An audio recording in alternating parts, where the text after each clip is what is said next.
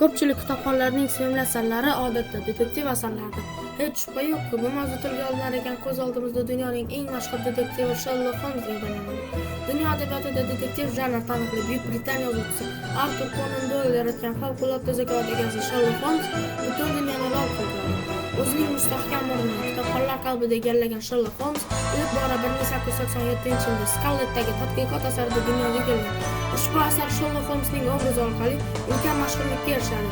Artur Conan Doyle yaratgan Sherlock Holmesning so'nggi ishi asarida Sherlock Holmes halok bo'ladi. Keyinchalik muxlislar talabi va muhabbati sabab bosh hikoyasida qadrdon Sherlock Holmes yana detektiv olamida paydo bo'lib, barcha muxlislar qalbini quvonchga to'ldiradi. Sherlock Holmes haqida hikoyalar asari 18 ta turli bir-biridan ajoyib hikoyalardan tashkil topgan. Hikoyalar bilan bir-bir tanishar ekanman, sirlar va jumboqlardan zavqlanardim. Detektiv asar mutolaa qilish yoki film ko'rish jarayonida barcha insonlar shubhasiz masalaning yechimini o'zicha izlaydi. Men ham bir muammoga o'zimcha turli yechimlar berardim va detektivlarning ajoyib usuli, mayda ikir-chikirlar ham bunday ishda eng muhim omil ekanligini unutmadim. Hikoyalar ichida menga eng yoqqani Bezgrevlar xonadonining udumi hikoyasi bo'ldi. Hikoya Karl II davridagi boyliklar, unga olib boruvchi o'ziga xos yo'l, bu haqda xabardor bo'lgan. Shu boyliklar ilinjida halok bo'lgan eshik og'asi Braton haqida. Aynan shu asarning eng ko'p yoqtirganim sababi asardagi jumboqlar yechimi juda o'ziga xos.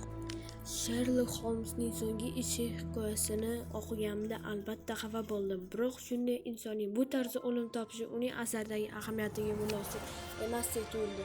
Bosh uy hikoyasini boshlar ekanman, nahotki asarning davomida Sherlock Holmes ishtirok etmasa degan savol xayolni band qilardi.